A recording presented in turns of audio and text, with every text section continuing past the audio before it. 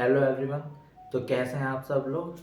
तो आज हम इस वीडियो में मैं आपके लिए कुछ इम्पोर्टेंट क्वेश्चन और लेके आया हूँ जो आपके बोर्ड एग्ज़ाम को देखते हुए बहुत इम्पोर्टेंट है और इस टाइप के क्वेश्चन हर साल रिपीट होते हैं, हर साल पूछे जाते हैं। तो आपको मेन कंसंट्रेट करना है कि इन क्वेश्चंस को कैसे सॉल्व करेंगे स्टेप बाय स्टेप, ताकि से कोई गलती ना हो उनसे, क्योंकि अक्सर इसमें बच्चे इधर उधर से प्लस माइनस की गलती कर जाते हैं जल्दबाजी के चक्कर में। एक तो सबसे पहली टिप मैं आपको यही दूंगा, मैंने पिछली वीडियो में भी आपसे यही कहा था कि जल्दबाजी बिल्कुल ना करें क्वेश्चन को लेके, चाहे थोड़ा टाइम ज़्यादा ले लें, लेकिन बहुत कंसंट्रेशन के साथ क्वेश्चन को हमें सोल्व करना है और बहुत एकदम प्रेजेंटेशन। देखो मैं आपको बताता हूँ कि सबसे पहले प्रेजेंटेशन के मार्क्स होते हैं बोर्ड एग्ज़ाम में, ऐसे नंबर नहीं मिलने वाले कि आप एकदम घिचर पिचर करके पेपर सोल्व करके आ रहे हैं। बहुत सुंदरता के साथ और सफाई का ध्यान रखते हुए आप क्वेश्चंस को सॉल्व करें, ध्यान से सॉल्व करें। और अगर कहीं बाई चांस गलती हो भी जाती है तो एकदम काटा पीटी बिल्कुल ना करें, क्योंकि वहीं एग्जामिनर का दिमाग खनक जाता है, वो लगता है उसको कि यानी यहाँ गड़बड़ी है, बच्चे ने कहीं गड़बड़ी कर रखी है। तो उस चीज़ का ध्यान रखें। अगर गलती हो भी जाती है तो ऐसे बिल्कुल ना करें कि मान लो 2+3x हो गए, यहाँ कोई गलती होगी तो ये करके ऐसा कुछ ना करें। सिर्फ सिंपल मान लो यहाँ आपको लगता है कि कोई गलती होगी, ऐसे कट कर दें और मैं कहूँगा नेक्स्ट लाइन से शुरू कर दे दोबारा, कोई दिक्कत की बात नहीं है। लेकिन कॉपी बहुत साफ़ सुथरी और प्रेजेंटेशन के ही मार्क्स होते हैं और मैं आपको प्रेफर यही करूँगा। सबसे पहले क्वेश्चन पेपर देख के ये देखें कि क्या लॉन्ग क्वेश्चन पे आपकी पकड़ है या नहीं है। अगर लॉन्ग क्वेश्चन आपको आते हैं तो सबसे पहले मैं आपके लिए यही प्रेफर करूँगा कि आप लॉन्ग क्वेश्चन सॉल्व करें, ताकि से एग्जामिनर पे पॉजिटिव इम्प्रेशन पड़े और आपके आगे कॉपी पॉजिटिव इम्प्रेशन के साथ ही एग्जामिनर चेक करें। तो कोशिश करें सबसे पहले लॉन्ग क्वेश्चन सॉल्व करें, उसमें आपको पता भी लग जाएगा। आप शुरू में जितना टाइम ले लेंगे आपको पता लग जाएगा कि आपके पास कितना टाइम है और बचा हुआ, और उसी के हिसाब से आप आगे कर सकते हैं। क्योंकि ऑब्जेक्टिव क्वेश्चन तो ऐसे होते हैं लास्ट के 15 to 20 मिनट्स में भी आप इजीली सॉल्व कर सकते हैं, इतने कोई लॉन्ग टाइप के नहीं आते हैं, बेसिक पे पूछे जाते हैं। तो उस हिसाब से अपना एग्ज़ाम वो करें और प्रेजेंटेशन बढ़िया दे के आएँ, जिससे आपके मार्क्स 60 अबव ही आएंगे। तो आप ये फॉर्मूला ज़रूर अपनाएं। तो चलिए शुरू करते हैं। मैं आपके लिए आज कुछ क्वेश्चन लेके आया हूँ जो आपके लिए बहुत ही कारगर साबित होंगे। आप ऐसे इस टाइप के क्वेश्चंस की ज़रूर प्रैक्टिस करें, क्योंकि ये हमेशा आते ही आते हैं। तो चलिए शुरू करते हैं। देखिए ये क्वेश्चन दिया हुआ है, इसमें ये कह रहा है कि निम्नलिखित समीकरण युग्म को रैखिक युग्म को घटाकर हल करना है। ये हमें दो इक्वेशन दी हुई हैं, इनका यूज करके करने को हम कैसे भी कर सकते हैं, लेकिन जो मेथड होगा बेसिक से हम इसको क्वेश्चन को सॉल्व करेंगे। देखिए हमें दिख रहा है कि इन दोनों इक्वेशन में सेम कंडीशन है। तो सबसे पहला हमें यही करना है कि यहाँ माना सपोज करेंगे कि 1/xy को a मान लेंगे और 1/xy को b मान लेंगे। तो अब देखिए इक्वेशन क्या होगी। नाउ इक्वेशन क्या होगी, कैसे बनेगी इक्वेशन, क्योंकि ये tan into 1/x plus Y होगा। तो tan a प्लस ये हो जाएगा 2b इक्वल टू 4। ये आपकी इक्वेशन नंबर 1 आ गई। अब देखिए आगे ऐसी ये दूसरे वाली भी ऐसी हो जाएगी, 15a माइनस के 5b इक्वल टू माइनस के 2।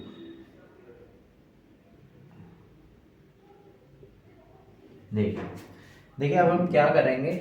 वैसे तो यहाँ कुछ ऐसा वो लिखा हुआ नहीं है कि आप उस मेथड से कीजिए, तो आप कोई से भी मेथड से कर सकते हैं। रैखिक युग्म को घटाकर करना तो सिंपल विधि है ये। देखिए अब हम क्या करेंगे, हम इन दोनों सबसे बढ़िया मेथड है, दोनों इक्वेशन को इक्वल करने की कोशिश कीजिए। या तो जो आपका ये वेरिएबल है ए, चर राशि है, ए को इक्वल कर लीजिए या फिर बी को इक्वल। तो मैं बी को इक्वल करूंगा तो मैं क्या करूंगा, मैं ऑपरेशन इसमें क्या लगाऊंगा, इसमें हम समीकरण एक में देखिए मैं 5 की मल्टीप्लाई कर रहा हूं, 5 की गुणा और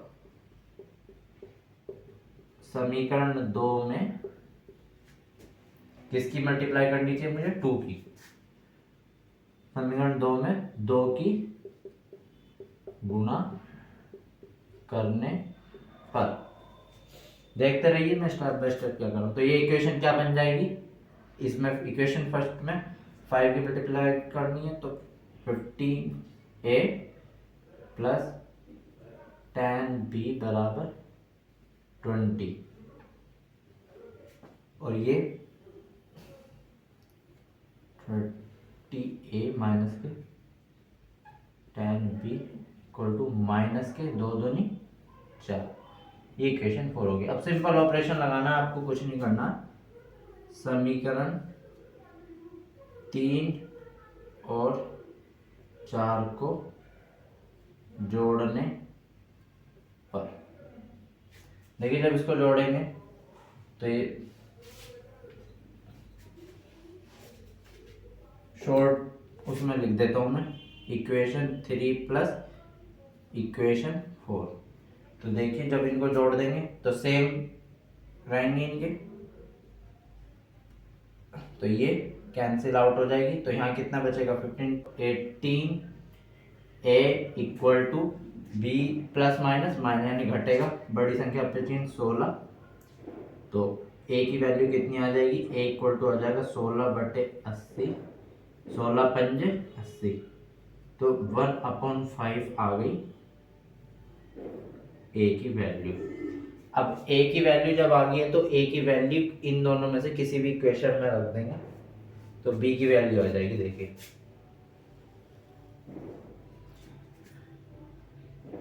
a का मान इक्वेशन 1 में रखने पर, देखिए 10 इंटू ए की value 1/5 plus 2b equal to 4, 5 दूनी 10, तो 2b इक्वल टू 2 है तो उधर जाके 4 माइनस 2 हो जाएगा 2, और b की वैल्यू आ गई। देखिए a और b की वैल्यू हमारी यहाँ आ चुकी है, ठीक है। अब हम इन a और b की वैल्यू किस में रखेंगे, इन दोनों इक्वेशन में। किस लिए, क्योंकि मैथ्स के किसी भी क्वेश्चन में अगर ये लिखा आ जाए कि इस समीकरण को हल करो, तो हल करने का सिर्फ एक ही फॉर्मूला होता है, और वो होता है x और y की वैल्यू निकालना, यानी आपके जो वेरिएबल्स उस इक्वेशन में दिए हुए हैं उनकी वैल्यू निकालना। तो चलिए a और b की वैल्यू हम रखते हैं। देखिए नाउ 1/x प्लस वाई बराबर a, तो a का मान रखेंगे, a की वैल्यू इसमें रखेंगे तो क्या आएगा, x प्लस वाई, यहाँ लिख देता हूं मैं आपको, नाउ फ्रॉम इक्वेशन, रुको मैं लिख देता हूं, a व b का मान समीकरण में रखने पर। अब ये जो आपने दो इक्वेशन माननी थी, इनमें a और b की वैल्यू रखेंगे, तो x plus y equal to a कितना आया था हमारा, 1/5, तो x plus y equal to 5 हो जाएगा, क्रॉस मल्टीप्लाई, ये इक्वेशन हमारी हो गई 5। और अब v की वैल्यू रखेंगे,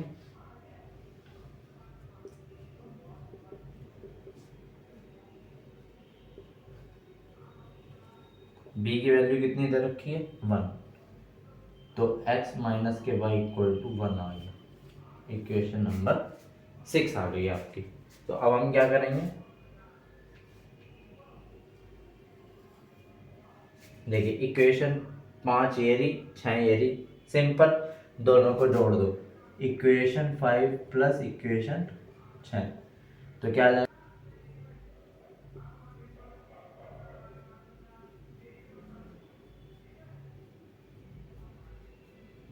देखिए तो सिंपल y से y कैंसिल, 2x बराबर 4 आ जाएगा, और x की वैल्यू आ जाएगी 2, x की वैल्यू रख देंगे इक्वेशन नंबर 5 में,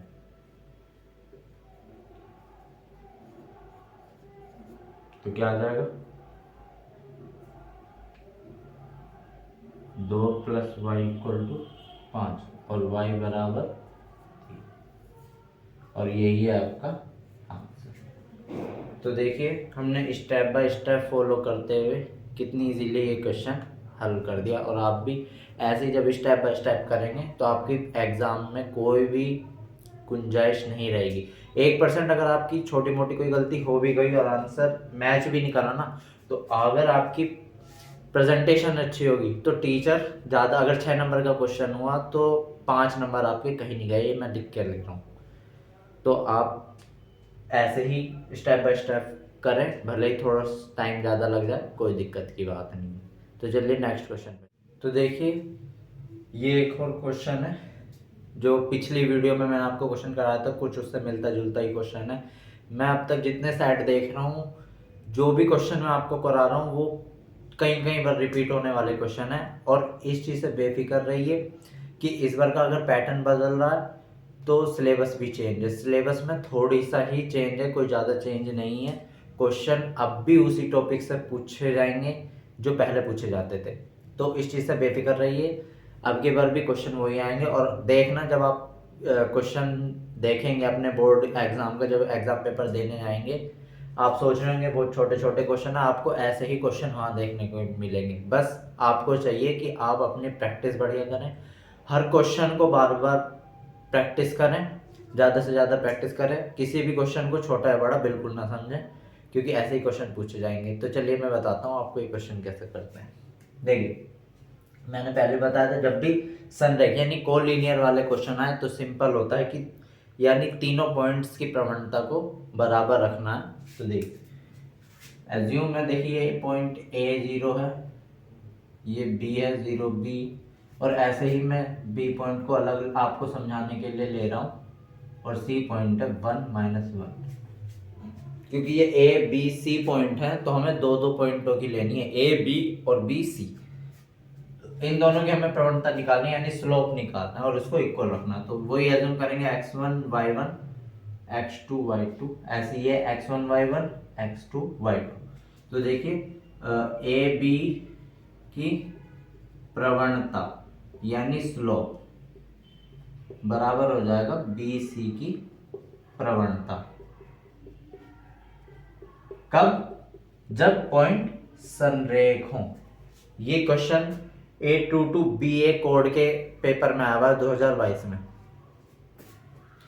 तो देखिए स्लोप क्या करेंगे इसका, y2 - y1 upon x2 - x1 of A B, है ना, और ऐसे y2 - y1 upon x2 - x1 of B C slope, है ना।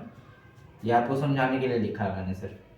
तो लिखिए b - y1 0 x2 0 माइनस के x1 a equal to y2 इसका -1 माइनस के b अपॉन x2 कितना 1 और x1 है 0।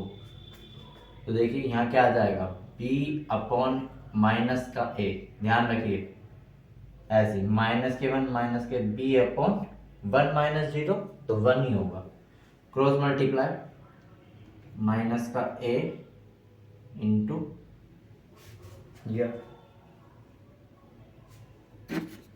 देखिए b की इधर b इक्वल टू कितना आ जाएगा a उधर माइनस का a इंटू -1 माइनस के b, और b इक्वल हो जाएगा इसके अंदर मल्टीप्लाई करेंगे minus minus plus a minus minus plus A B, A को उठा के इधर ले या b को इधर लिया है। तो देखिए a इधर ले आएंगे b minus K a equal to A B.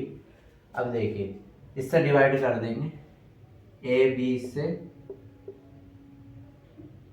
दोनों तरफ भाग करने पर, तो b minus K upon A B equal to A B बटे ए बी, 1 बार चला जाएगा। तो ये देखिए एक बार b के साथ इसे रख लेंगे, एक बार a के साथ रख लेंगे, minus K a upon A B equal to 1। अब देखिए b से b ए से ए कैंसिल, तो 1/a माइनस के 1/b इक्वल टू 1, और यही हमें प्रूफ करना था। ठीक है, तो देखिए आपने स्टेप बाय स्टेप हमने कैसे कर लिया, ऐसे ही आप फॉलो करते रहे और देखना आप 60 पार जाएंगे अगर ऐसे ही चलते रहेंगे तो। चलिए अगले क्वेश्चन पे चलते हैं। तो देखिए एक और रैखिक इक्वेशन आई है जिसको हमें सॉल्व करना है। उन्हीं 3 method, graphic method, substitution method हो गया, और एक आपका क्रॉस मल्टीप्लिकेशन मेथड होता है, और एक और होता है। तो आप कोई से भी कर सकते हैं क्योंकि यहाँ ऐसा कुछ पर्टिकुलर लिखा हुआ नहीं है। अगर लिखता तो कि ग्राफिक मेथड से सॉल्व करो तो फिर उसी से करना पड़ता। तो चलिए देखते हैं कैसे सॉल्व करना है। वही है, माना 1/x-1 को मान लेंगे a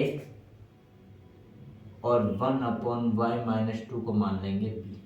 तो अब देखिए इक्वेशन क्या बनाएंगी, 5a + 4b = 3 और 6a - के 3b = 1। ये इक्वेशन 1 है। इक्वेशन 2, अब फिर मैं वही करूँगा, इन दोनों इक्वेशन को मैं इक्वल बनाने की कोशिश करूँगा। या तो आप a वेरिएबल के कांस्टेंट को इक्वल कर लीजिए या बी वेरिएबल के कांस्टेंट को इक्वल कर लीजिए, आंसर वही आएगा। मैं टारगेट करूँगा बी को, तो पहली इक्वेशन में मैं 3 की अपोजिट मल्टीप्लाई कर दूंगा 4 और 3 की, ताकि से ये दोनों इक्वल हो जाए। तो देखिए क्या इक्वेशन बनती है। देखिए इक्वेशन 1 में 3 व इक्वेशन 2 में 4 की गुणा करने पर, देखिए 5 तिया 15a, 4 तिया 12b = 3 तिया 9, 6 चौक 24a माइनस के 4 तिया 12b = 4। ये इक्वेशन 4 है। अब दोनों इक्वेशन को जोड़ देंगे, मैं लिख देता हूँ यहाँ इक्वेशन 3 प्लस इक्वेशन 4। तो देखिए जब ये जुड़ जाएंगे तो सेम साइन आएंगे, तो ये कैंसिल आउट हो जाएगा। तो इन दोनों को जोड़े 5 4 9, 2 और 1 3, 39a बराबर 9 और 4 13। तो a की वैल्यू आ जाएगी 13/39, 13 तिया 39, a की वैल्यू आ गई 1/3। देखिए अभी इस a की वैल्यू किस में पुट कर देंगे, इक्वेशन 1 में कर दीजिए, 2 में कर दीजिए, एक ही बात है।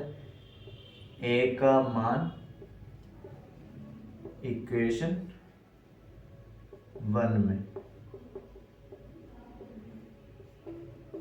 रखने पे, तो रखिए 5 × 1/3 प्लस 4b = 3।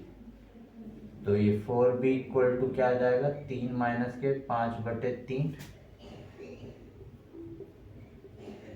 एलसीएम 3 तिया 9 माइनस के 5 बराबर कितने 4/3, और b बराबर 4/3 गुणा 1/4 नीचे आ जाएगा, तो 4 से 4 तो बराबर 1/3। ये b की वैल्यू आ गई आपकी। ठीक है, अब हमारे पास a और b की वैल्यू आ चुकी है, और a और b की वैल्यू हमें ये जो इक्वेशन हमने मानी थी इसमें रखेंगे। तो a व a की इक्वेशन में रखने पर, तो रखें 1/x 1/x-1 = a की वैल्यू कितनी है 1/3, क्रॉस मल्टीप्लाई, तो x-1 बराबर 3, और x की वैल्यू यहाँ से आपकी डायरेक्ट आ जाएगी, 1 उधर चला जाएगा 4। अब ऐसे ही आपको यहाँ करना है, b का मान इक्वेशन में रखने पर, ध्यान दीजिए इस वाली इक्वेशन में, तो 1/y-2 बराबर b की वैल्यू कितनी है 1/3, सेम वैल्यू है a और b की, क्रॉस मल्टीप्लाई, और y की वैल्यू 2 उधर जाके 5, ये आपकी आ गई a और y की वैल्यू, और यही है आपका आंसर। तो देखिए हमने कितने इजी तरीके से ये वाला क्वेश्चन कर दिया, और ये क्वेश्चन कम से कम आपके 6 मार्क्स का आता है, तो इसलिए इन क्वेश्चन में प्रैक्टिस कीजिए और 6 नंबर आपके कहीं नहीं गए, 6 आउट ऑफ 6 आपके कहीं नहीं गए अगर ऐसी स्टेप बाय स्टेप फॉलो करेंगे। तो अगर आपको 3 क्वेश्चन अच्छे लगे, इनकी बढ़िया से प्रैक्टिस कीजिए और अच्छे से अपना रिजल्ट लाइए, ज़्यादा से ज़्यादा प्रैक्टिस कीजिए। मेरी बेस्ट विशेज़ आप सबके साथ हैं। और अगर इन क्वेश्चन में आपको कोई भी डाउट आ रहा है और आप कुछ भी पूछना चाहते हैं तो मुझे नीचे कमेंट करके ज़रूर बताइए। मैं ज़रूर कोशिश करूँगा कि अपनी अगली वीडियो में आपके उन क्वेश्चंस को सॉल्व करने की, आपके हर डाउट को क्लियर करने की। तो लाइक शेयर करना बिल्कुल ना भूलें। Thank you.